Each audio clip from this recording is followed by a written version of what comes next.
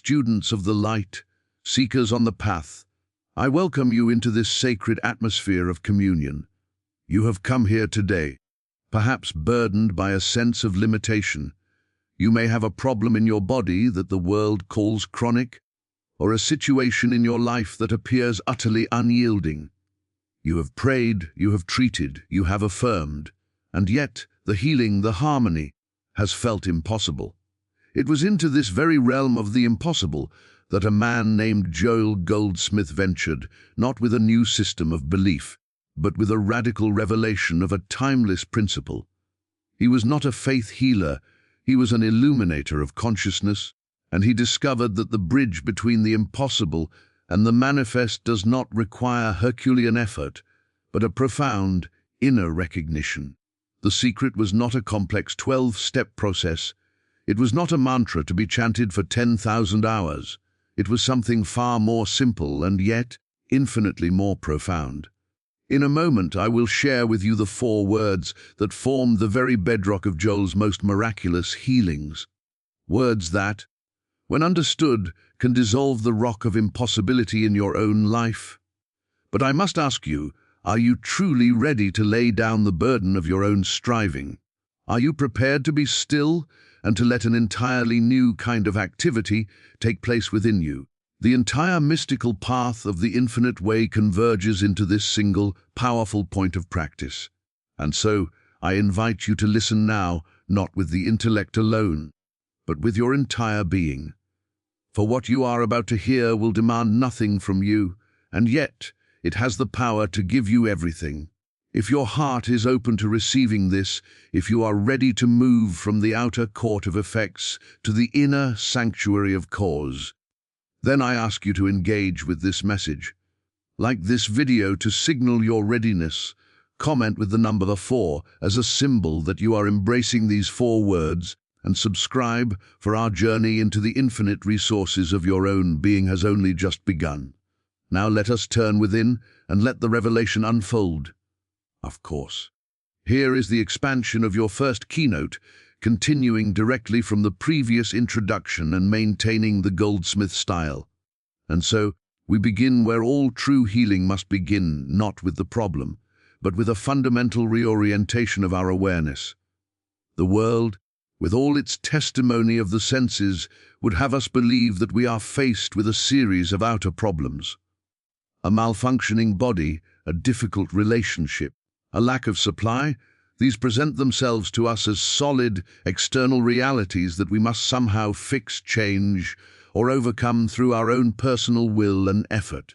We see a sick body and we direct all our mental and physical resources toward making it well. We see a barren bank account and we strive, we plan, we labor to fill it. This is the universal picture, and it is the very picture that leads to the exhaustion and the sense of impossibility that so many seekers experience. But the message of the infinite way comes as a thunderous, yet silent, correction to this entire mode of thought.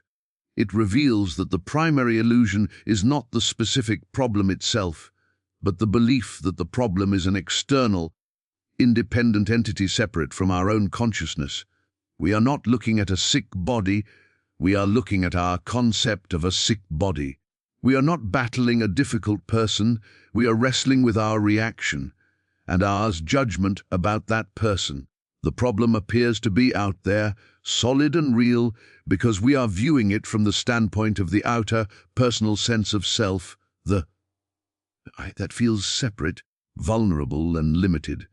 This is the great deception, the veil that must be pierced. When you look at a challenge and believe it to be an objective reality outside of your own awareness, you have already conceded power to it. You have made it a master, and you have become its slave, frantically trying to rearrange the shadows on the wall of your cave without ever turning to face the light that is casting them. All human effort, no matter how well-intentioned, that is founded on this premise of an external problem is ultimately doomed to perpetuate the cycle of struggle, for it is addressing the effect, not the cause.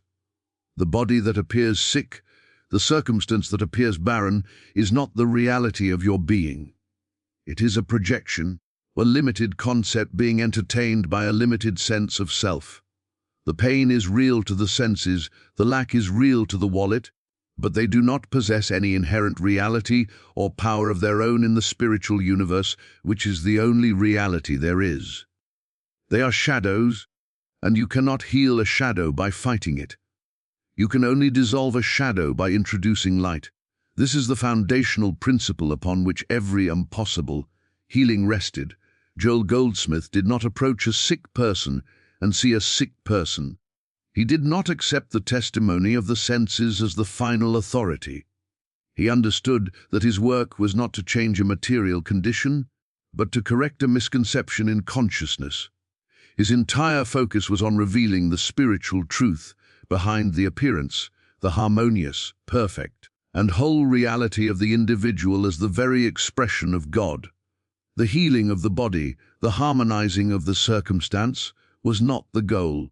It was the inevitable, natural, and effortless effect of this corrected awareness. The problem was never in the body or the bank account. The problem was always in the level of consciousness that was perceiving them as flawed, limited, or separate from the infinite source of all good. And so, if the problem is not an external reality, but a misconception entertained within a limited sense of self, the question naturally arises, what is the nature of this self that feels so separate and burdened? It is here that we come to the very heart of the revelation, to those four words that sound so simple, yet contain the power to shatter the illusion of separation. Those words are, I of mine own self. They are drawn, of course, from the words of the Master, Christ Jesus, who declared, I of mine own self can do nothing. This is not a statement of humility in the human sense. It is a statement of cosmic, spiritual fact. It is the foundational truth upon which the entire structure of spiritual healing is built. The human mind, the personal sense of I, believes itself to be a self-operating, self-sufficient entity. It believes it can think its own thoughts, form its own plans, and wield its own power to solve problems and affect change in its world. This I is the one that strives, that worries, that takes credit for success and blame for failure. It is the actor on the stage, believing the entire play depends on its performance. And it is this very I that inevitably reaches its limit, confronts the possible, and falls into exhaustion and despair. For this personal sense of self is, in truth, nothing but a concept, a vortex of inherited beliefs, personal history, and reactions to stimuli. It has no substance, no creative power of its own. It is an empty vessel. To utter the words, I of mine own self can do nothing, with genuine spiritual understanding is not an admission of weakness. It is the most profound declaration of freedom a human being can make. It is the recognition that the personal I is not the doer. It is not the healer. It is not the provider. It is not the problem solver. In that moment of sincere surrender, you are not resigning yourself to fate. You are resigning from a job you were never equipped to do in the first place. You are laying down the terrible burden of personal responsibility for orchestrating your life and your health. This is the great dying unto self that every mystic has spoken of. It is the still point where human striving ceases. When the activity of the personal I becomes still, something miraculous happens. The sense of separation begins to dissolve. The feeling of being a lonely, isolated individual confronting a hostile universe starts to fade. In the quiet that follows the cessation of that personal sense, a new awareness dawns. You begin to perceive that there is another I present. This is not the I of your personal history or your personality. This is the I that is one with the great I Am. This is the divine consciousness, the infinite principle, the living spirit. It is this I that is the only true actor, the only true healer, the only true presence. Your entire being, your mind, your body, your circumstances, exists within this divine consciousness as an idea within mind. The personal sense of self was merely a shadow that believed it was casting itself, when in reality it was always being lived by this greater, impersonal life. The four words, I of mine own self can do nothing, are the key that unlocks the prison door of the personal sense, allowing you to step out into the infinite landscape of your true identity, where you can then truthfully affirm, "The Father that dwelleth in me, he doth the works." This recognition is the pivotal moment on the path. It is the great transition from a life of personal effort to a life of spiritual discernment and surrender.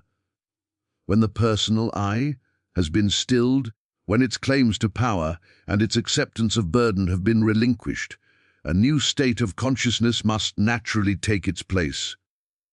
This is not a vacuum, but a fullness. We are not left as empty husks, but are rather filled with a conscious awareness of a presence, a power, an activity that is not our own. This is the shift from personal power to impersonal presence. It is the difference between trying to command the waves and learning to float in the ocean of being. The entire world operates on the principle of personal power.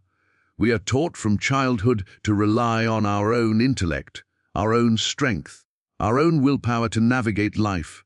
We set goals, we make plans, we strive to exert our influence over people and circumstances. This is the level of the man whose breath is in his nostrils, the level of the first Adam, and it is on this level that we encounter friction, resistance, and ultimately the impossible. For any power that the personal self seems to possess is a borrowed, temporary, and limited power, subject to the laws of a world of duality. It is a power that can be exhausted, that can be overcome by a greater personal power, that is always in a state of competition and conflict. The moment you touch the spiritual path, you are called to make a conscious and deliberate choice to turn away from this entire realm of personal power. You are not called to develop a better personal power, a more effective will, or a more potent affirmation. You are called to abandon the entire concept. Your work is to turn within, to become still, and to become consciously aware of a different kind of power altogether. This is the impersonal presence. It is the activity of the Christ, the divine consciousness, the infinite invisible. It is not a power that you wield, but a presence in which you rest. It is not a force that you direct, but a grace that directs you. This impersonal presence is not selective or discriminatory. It does not flow to you because you are more virtuous or because you have prayed more eloquently. It is the very substance of reality itself, the light that lighteth every man that cometh into the world. Your access to it is not earned, it is realized. It is realized in the moment you stop trying to be the actor and become the witness. You step back from the frantic activity of the personal mind, and you simply behold. You behold the body, not as a possession to be healed, but as an idea within the one divine mind. You behold the circumstance, not as a situation to be manipulated, but as a formation of consciousness awaiting spiritual adjustment. In this state of beholding, you are not passive, you are supremely active, but the activity is one of receptivity, of listening, of yielding. You are allowing the impersonal presence, which is omnipresent harmony, intelligence, and life, to permeate your awareness and reveal the spiritual truth of the situation. The healing that follows is not something you do. It is something that appears, something that is revealed, when the obscuring clouds of personal sense have been parted by the light of this impersonal truth. This understanding radically redefines the role of the practitioner, of the one who would be an instrument for this healing activity. In the world's view, a healer is someone with a special power, a unique gift, or an advanced technique that they can apply to a patient. This, however, is merely the model of personal power transferred to the healing arts. It sets up a hierarchy, a duality, where one person who is whole acts upon another who is broken. In the truth of the infinite way, such a concept is a complete barrier to healing. The practitioner is not a personal healer. The practitioner is a clear transparency through which the impersonal presence is recognized. The work, then, is not to heal another person, but to correct one's own consciousness about that person. When someone comes to you for help, they are presenting you with a specific picture, a picture of disease, lack, or fear. The temptation for the personal sense is to accept that picture as true, to see a sick person, and then to begin a frantic mental process of arguing against that picture, of affirming health, of pleading with God. This is to be caught in the web of effect. The true practitioner understands that the picture presented is an illusion, a suggestion of the carnal mind, appearing as real to the patient and, potentially, to the onlooker. The practitioner's work is to immediately turn away from this testimony of the senses and to retreat into the sanctuary of their own realized consciousness. There, in the silence, they do not hold a thought for the patient. They do not send out power or energy. Instead, they become still and know. They know the one I am. They rest in the conscious awareness that there is only one life and that this life is God, harmonious, perfect, and eternal. They know that there is only one consciousness, the divine mind, in which all individual identities live, move, and have their being. In this light, the patient is not a separate entity with a separate problem. The patient is an individualization of this one life, forever enveloped in and expressing this one perfect consciousness. The practitioner's realization is not an attempt to change the patient, but to see through the illusory veil of a separate, sick identity and to behold the Christ, the true spiritual identity of the individual standing before them. This is what it means to be a transparency. The practitioner must become so clear of personal sense, so free from the belief in a selfhood apart from God, that the light of truth can shine through their consciousness without distortion. Any lingering belief in their own personal ability, any secret pride in their healing work, any sense of being the one who is accomplishing something, becomes a smudge on the lens, diffusing the pure light of the impersonal presence. The practitioner's entire purpose is to get themselves out of the way, to be nothing, so that the divine everything may be everything. In this state of conscious union, the healing is a natural and inevitable occurrence. It is the harmony of reality asserting itself, not because a practitioner worked on a patient, but because the light of truth, shining through a clear transparency, dissolved the darkness of a false belief, revealing the eternal perfection that was always there, of course. Here is the expansion of your fifth keynote, continuing the flow from the previous section.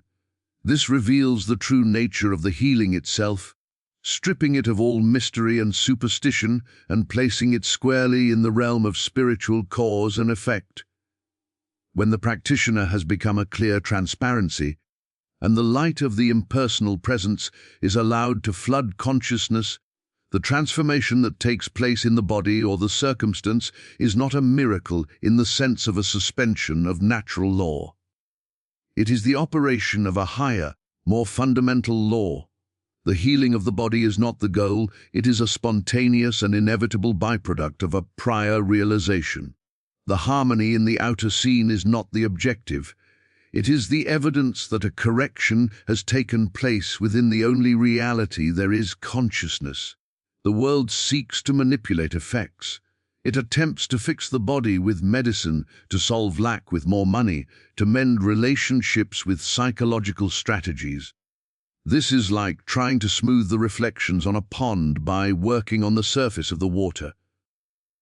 The infinite way goes to the source of the reflection. It understands that the body and the world of form are the outward visible expression of an inward spiritual condition. They are the effect, not the cause. A diseased body is the manifestation of a belief in a life separate from God, a life subject to laws of matter, heredity, or chance. A discordant relationship manifests a belief in separation and a selfhood with personal interest to protect. These are not realities. They are objectified states of consciousness. Therefore, when an individual, whether practitioner or patient, attains a realization of the truth, when they come to see, even for a fleeting moment, that their life is one with the one divine life, that their mind is a facet of the one perfect mind, that their identity is spiritual and complete, this realization acts as a law of annihilation to the false belief that was producing the discord. It is not a power fighting a power. It is the truth dissolving an error, in the same way that the realization that a rope is a rope instantly dissolves the fear that was produced by the belief that it was a snake. The fear and its physiological effects, the racing heart, the sweat, vanish not because they were fought, but because they were exposed as having no foundation in reality. The healing, then, is not something that is created or manufactured. It is something that is revealed. It is the uncovering of the eternal harmony that was always present, but was obscured by the clouds of a false sense of self and a misperception of creation. The body did not need to be made whole, it needed to be understood as already whole in mind. The supply did not need to be created, it needed to be recognized as the ever-present activity of divine substance, forever unfolding as your experience. The healing is the fading of the illusion, and as the illusion fades, the form must conform to the corrected consciousness.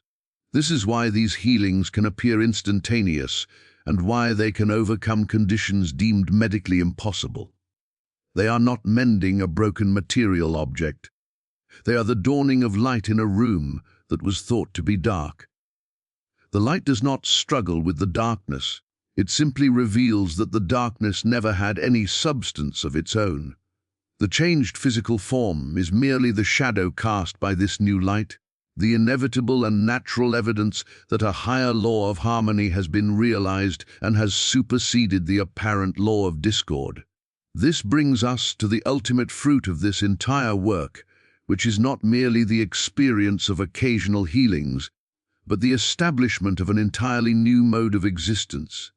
The goal is not to become a proficient healer of problems, but to so thoroughly abide in this understanding that we live continuously from the source, rather than reacting to the world of effect. We are called to make the transition from being a citizen of the outer world, buffeted by its storms, to being a beholder of the spiritual universe, anchored in the eternal verities of the kingdom of God. This is the final unfolding of the four words, "I of mine own self can do nothing."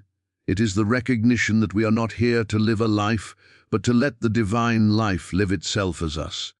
Living from the source means that your point of reference shifts permanently from the external to the internal. The world will continue to present its testimony. The body will have its sensations.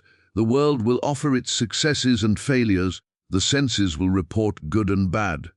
But you will no longer accept this testimony as the final authority on your reality. You will no longer run to the outer scene for confirmation of your health, your safety, or your supply.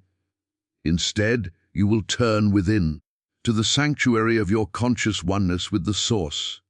You will turn not to get something, but to acknowledge what is already and always there. You will turn to the I am, to the felt presence, to the silent, pulsating reality of being that is your true substance. From this anchored stillness, you will behold the outer scene not as a reality to be feared or manipulated, but as a formation of consciousness that will inevitably conform to the harmony of the source once your consciousness is clear. This is the secret of living without fear. Fear exists only when you believe yourself to be a vulnerable self, operating in a world of powers and circumstances outside of your control. When you know yourself to be the very expression of the only power, the only presence, and the only cause, fear becomes an impossibility. You do not wait for a healing, you abide in the consciousness of wholeness, and the body manifests that wholeness as a natural consequence. You do not pray for supply.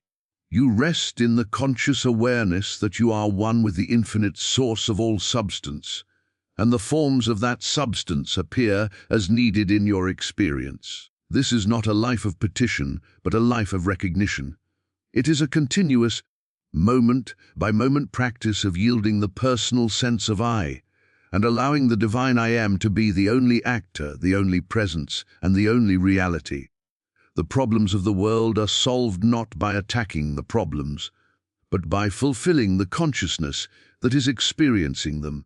A sense of lack is not solved by money, it is dissolved by the realization of your oneness with infinite divine substance. A sense of illness is not solved by medicine. It is dissolved by the realization of your identity as the pure embodiment of immortal life itself. You are not here to fix a broken world. You are here to realize the perfection of God's spiritual creation, and in that realization, the broken world, which was only ever a misperception, is healed, made whole, and restored to its native harmony. Your entire life becomes a sacrament, a continuous demonstration of this truth, not through effort, but through a surrendered and abiding consciousness that you are the living witness, the very evidence of the Father's being.